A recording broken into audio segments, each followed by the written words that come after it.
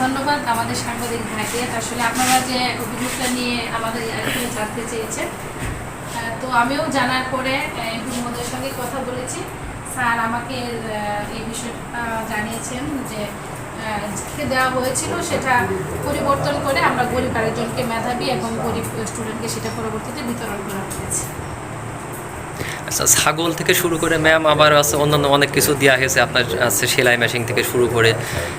আর ওইগুলো কি আপনার কি স্বচ্ছতার আলোকে কি দেওয়া হয়েছে নাকি ওইটাকেও আপনি তদন্ত করবেন? মানে উপজেলা প্রশাসক, উপজেলা নির্বাহী কর্মকর্তা হিসেবে আমার দিক থেকে যতটুকু স্বচ্ছ থাকা দরকার আমি যথেষ্ট চেষ্টা করেছি।